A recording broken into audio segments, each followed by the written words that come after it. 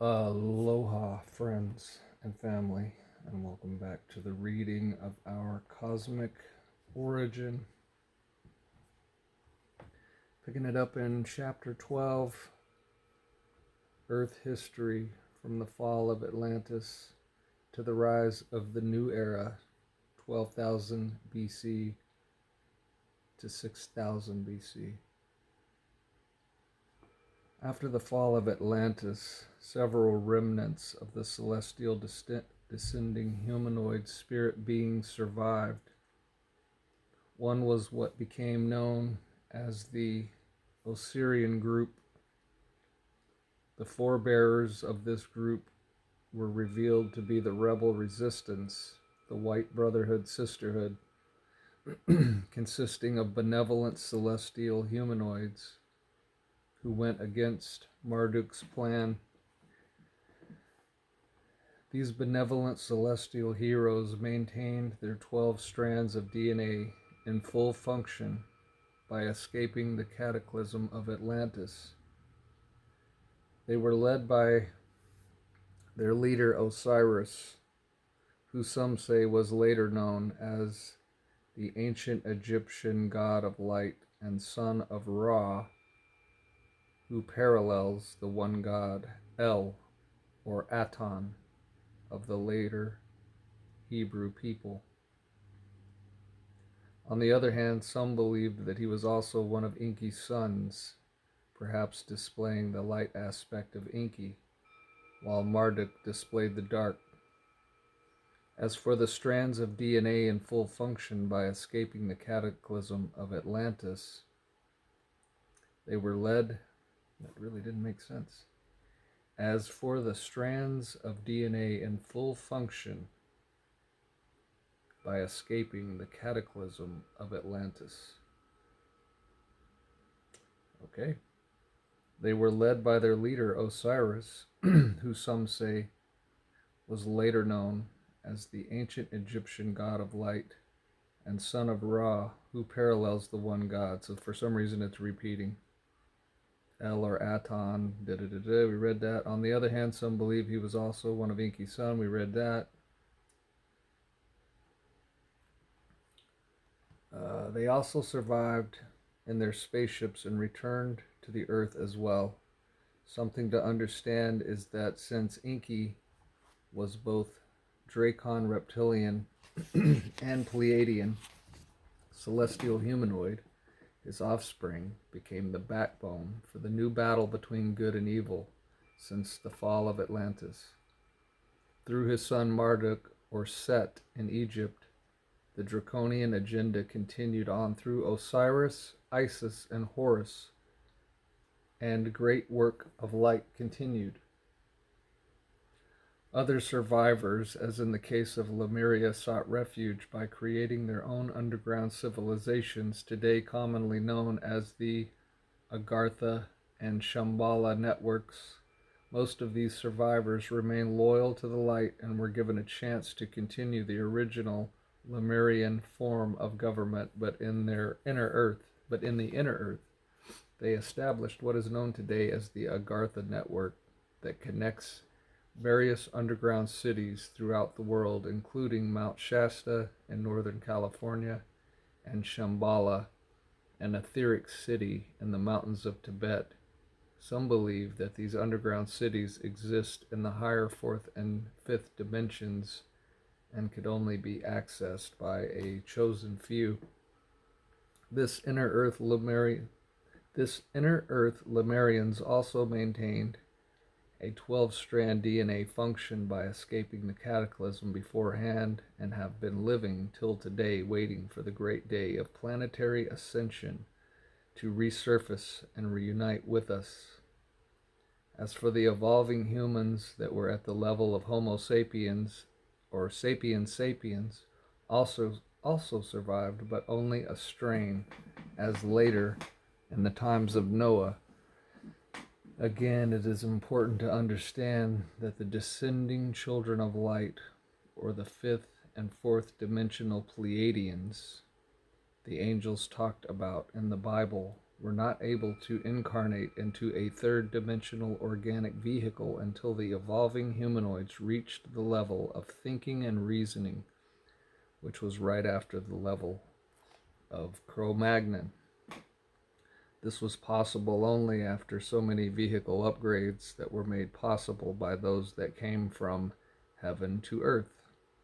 Again, this remarkable event demarcated the distinction between the old evolving humanoid and modern-day Homo sapiens sapiens, who are the descendants of the celestial humanoids, then known as the descending sons and daughters of light.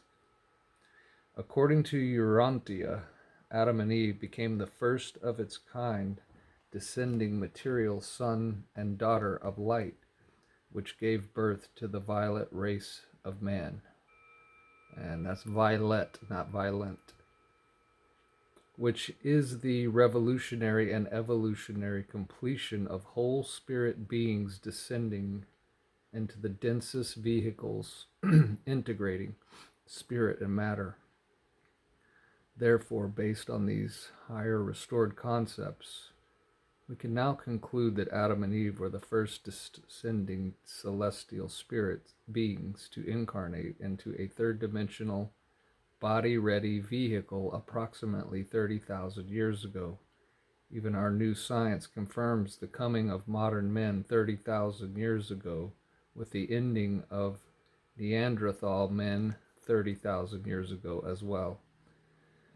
Of course, a dualist would believe that this meant the spirit entrapment of light beings, but an adept, mystic, and saint would see this as the integration of spirit and matter, heaven and earth, light body and material body, where the descension meets the ascension.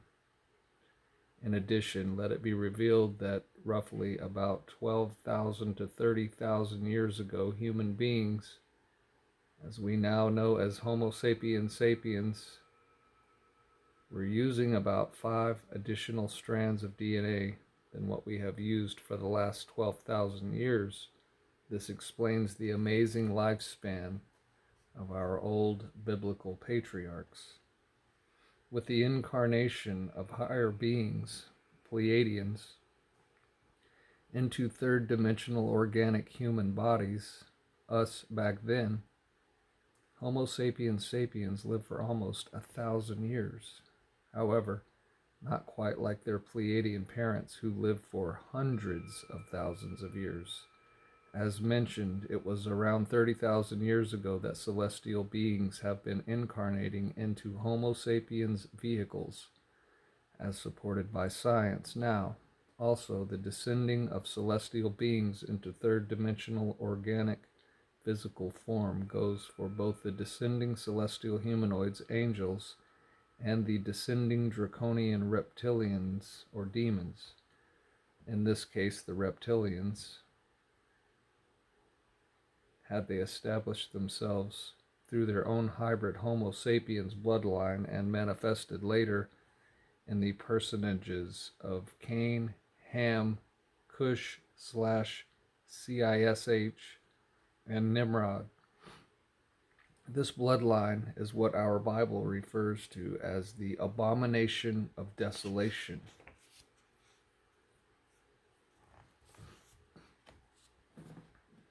For the forces of light, it was about maintaining a pure genetic line, allowing for the eventual incarnation of even higher dimensional light beings.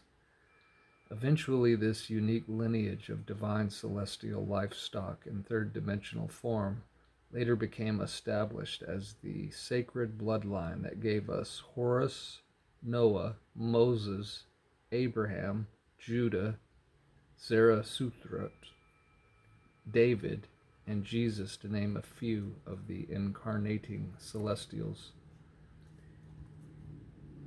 These heroic personages have been considered in esoteric circles the direct descendants of the reincarnating sons and daughters of light of both the West and East, For we also have the incarnated sons and daughters of light in the East, like Krishna and Buddha.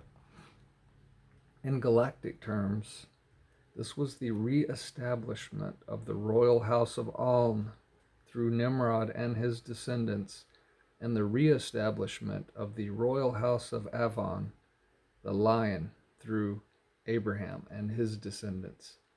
However, unfortunately, our world has, for the most part, been under the control of the reptilian-human hybrids of the Nimrod line, who have, for millenniums, been the powerful families that have dominated our world for thousands of years. The final earthly representatives of the Draconians' House of Aln. However, their reign has ended. Yay! As we enter the new millennium of heaven on earth.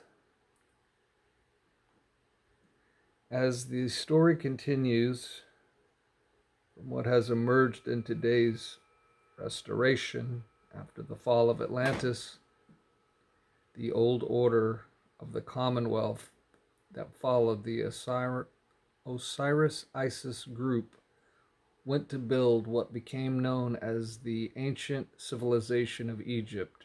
This was built upon the previous land that was then known as Hypatia/Libya, as revealed in the Ionian script. This early Egyptian civilization, Hypatia, Libya, was destroyed during the Atlantean cataclysm. According to the Ionian revelation, Hypatia, Egypt, was a sister branch of Atlantis that developed and maintained their society as a free world following the original feminine Lemurian Sirius Lyran blueprint. According to ancient Egyptian records, these were the times of the Egyptian rule by the Netiru, a group of benevolent gods, the angels.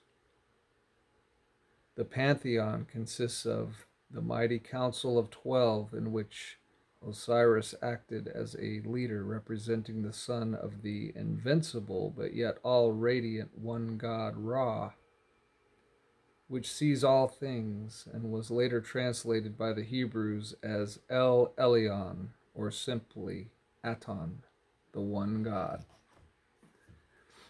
According to the secret knowledge, even the early Egyptian gods believed and honored the one Creator and had set up their council in similar fashion with the higher-ups known as the Universal Council of 12, who are the original adepts of the 12 living universes, as revealed in the Ionian script. In fact, it was Osiris and his half-sister Isis that came to represent the perfect balance of the divine masculine and the divine feminine, as did Jesus and Mary Magdalene in later times. This balance is what gave rise to an Egyptian golden age that lasted for about 2,000 years. It is important to understand that the concept of the Council of 12 has always been a model representing the higher orders of light. Even the pantheon of celestial humanoid Greek gods recognize the one God as their creator source from which everything comes. That meant they were originally adopting the blueprint of the Order of Melchizedek by establishing their Council of 12 in ancient Greece as well. This is the divine order of sonship ruling the affairs of the sons and daughters of light, for it is the symbolic representation of the living 12 universes and the 12 living energies that run through all celestial Adamic humanoid races as the 12 chakra energy system.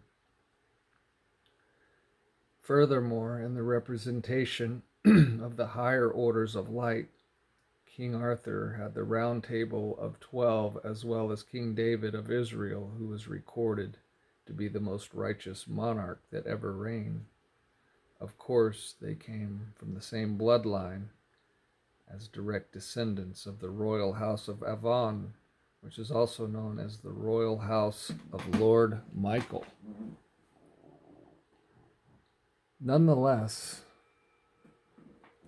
during the fall of Atlantis, it was believed that the Osirian group established themselves right before the time the Commonwealth of Atlantis was usurped by the new tyrannical form of government.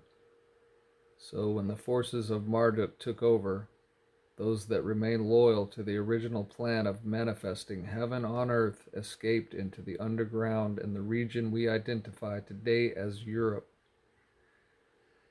This explains the mysterious schools that later manifested as the Order of the Celts and Druids, which were originally established by the followers of Osiris. This also explains the monolithic monuments like Easter Island and Stonehenge that these groups created with their advanced knowledge.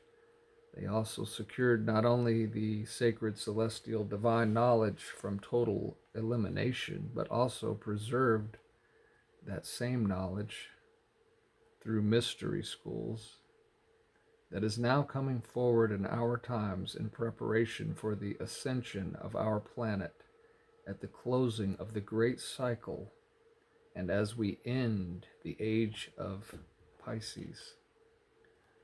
For the record, let it be known the elimination of knowledge by the Dark Brotherhood was first implemented in Atlantis about 26,000 years ago, and later during the rise of Babylon around 3400 BC, and then recently, about 1700 years ago, by the Holy Roman development.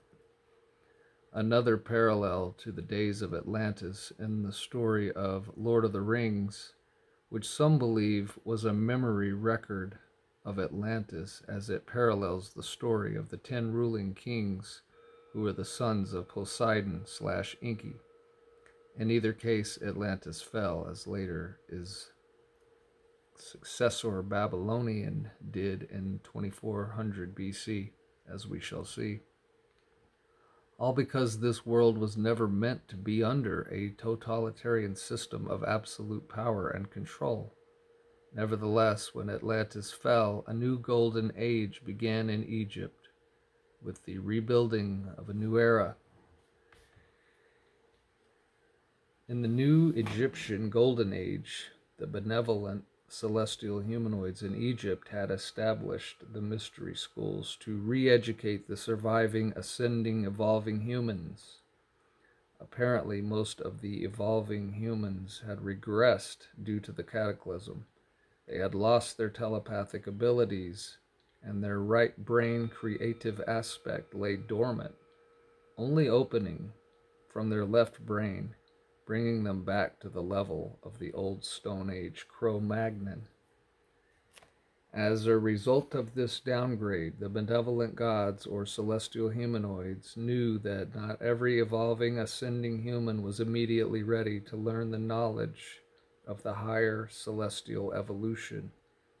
So they set up the first initiatory pathways by establishing the mystery schools of the higher mysteries and the lower mysteries. The lower mysteries were for the mass number of people who had to first take baby steps in the spiritual re-education process. The higher mysteries were taught to those that showed signs of readiness and spiritual maturity, as they were ready to understand the knowledge of the celestials.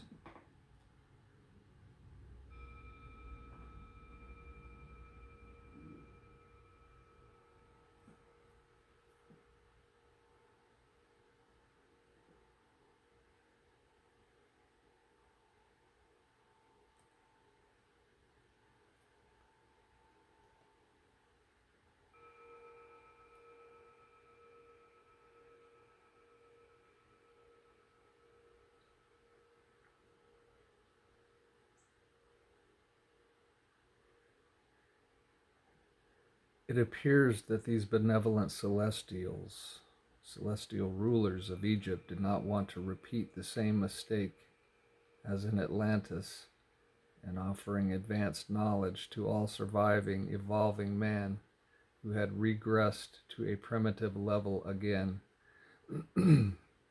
As reminded, the problem that led to the fall of Atlantis was that advanced knowledge was given to many Earth-based evolving Homo sapiens sapiens who were not spiritually mature yet. This could have been the lower strains of evolving humans that were not inheriting much of the violet celestial DNA, for they were still displaying barbaric behavior.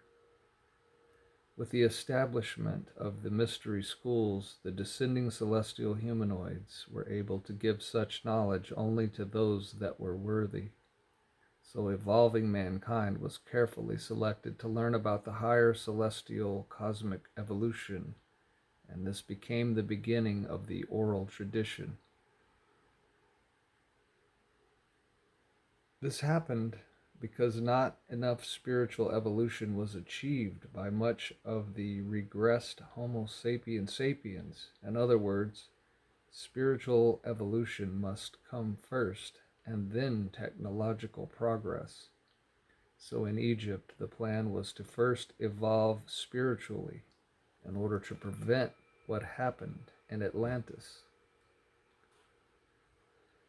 Only those evolving Homo sapiens that stemmed from the direct line of Adam, first celestial being humanoid to incarnate 35,000 BCE, were allowed for more use of their genetic potential. This line was kept intact until the final upgrade that took place 2,000 years ago, which made this bloodline available to the thousands of the now incarnating, descending humanoids in our current time. Overall, in the aftermath of Atlantis, the higher divine celestial knowledge was only to continue with certain people known as the prophets, seers, and sages. This also happens to be the time in which our planet was isolated and quarantined from the rest of our galaxy as we digressed from the advanced stellar space age culture to a primitive, isolated world. Our planet's isolation from the rest of our galaxy's free star systems was done by the forces of light in order to prevent the newfound dark forces that destroyed Atlantis from spreading to other star systems in our galaxy. So the system circuits that connected the higher spheres, fifth dimension and up, with the lower spheres, third dimension, allowing celestial/angels/gods and men to coexist, was disconnected after the fall of Atlantis, and the biblical veil set in, separating the higher celestial evolution from our developing primitive world. On the other hand, those humans from the direct seed of Adam had learned to not only value the divine knowledge, but also use it wisely. As a result, some of the direct descendants of Adam had ascended back into their full potential, becoming full-functioning conscious beings integrating spirit and matter, as was in their DNA prior to their incarnation. These ascended evolved humans lived for many hundreds of years, and now they have gone to become the ancient ascended spiritual masters of old, or heroes of old, as recorded in the Bible, and are still alive in the fifth dimension, serving the great divine plan. It has been prophesied that these ascended beings, direct descendants of Adam, were to return at the end of time to help in the reestablishment of the office of the Christ. One descendant of the Adamic line that helped in the restoration of the higher divine knowledge after Atlantis was the biblical Enoch, who was the who was of the direct line of Adam through his son Seth. Enoch was recorded in the Bible to have walked with God and ascended into heaven without tasting death. One thing to understand about ascension is that when one ascends back into their original higher spirit self, full conscious being, one could either continue to higher levels or dimensions, or one could remain and help the rest of humanity achieve the same goal. Enoch was one that stayed and became known as the messenger of the gods in mythology. To the Greeks, he was Hermes Trismegistus, the god of wisdom. Well, initially he was an ascended human who transformed his evolving organic body and reactivating his light body, becoming like a human celestial angel who helped in the establishment of the ancient mystery schools in Egypt as well as in ancient Greece in order to keep the higher knowledge of the celestial evolution on earth. Due to this recovery by the forces of light, the Egyptian Golden Age established by Osiris and Isis lasted for about 2,000 years, as it coincides with what later will be explained to be the precession of the equinoxes. As the story goes, the forces of Set, who were really the forces of Marduk, were endeavoring to overthrow the council of Osiris and Isis, who ruled righteously in line with the brotherhood sisterhood of light of the order of Melchizedek, the order of Michael, and the order of Enoch. This attempt by the god Set, Marduk of Babylon, to overthrow his rival half-brother Osiris was unfortunately executed. This was the time period 2,000 years following the demise of Atlantis, so it was approximately 8,000 BCE when this occurred. According to legend, Set, Marduk, succeeded in killing his half-brother Osiris, and as a result overtook Egypt for a while. This takeover ended the first golden age of Egypt since the fall of Atlantis. The plan, again as in Atlantis, was to rule righteously in line with the brotherhood sisterhood of light of the order of Melchizedek, the order of Michael, and the order of Enoch. This attempt by the god Set, Marduk of Babylon, to overthrow his rival half-brother Osiris was unfortunately executed. It's repeating again. The plan, again, as in Atlantis, was to bring the entire world under a totalitarian system of absolute power and control under the rule of Set, Marduk, who later became identified as Satan in the Bible. However, right after the usurpation of the Egyptian Golden Age, representatives were sent from the underground networks of Shambhala, the underground city of the survivors of the Yu and Rama civilizations, in a diplomatic attempt to prevent Set Marduk from taking over the planet on the surface. Apparently, these underground networks were aiding the Osirian group in dedication to the great divine plan, the great work of all ages. It was their support in providing Horus, the son of Isis, all the help he needed in order to defeat his uncle Set / Marduk, collectively knowing that if the dark forces took over, the great divine plan would end there. It is important to understand here that the Brotherhood of Light, the Order of Melchizedek, Michael, Enoch, operates on various levels, as it has always been the case, for it encompasses beings from multiple dimensions, all the way from the highest celestial levels down to the terrestrial planetary levels, meaning that not only was the Isis Osiris group of ancient masters an outpost of the Brotherhood of Light in ancient Earth, but were also assisted by the underground networks of Shambhala and Agartha that exist as great etheric cities of light in the fourth and fifth density levels of the inner Earth. In other words, in the underground networks of the Brotherhood of Light, there exist full functioning celestial humans that are working with our planet's spiritual council, as well as with the Galactic Federation Sky Angels, for the restoration of our beloved planet.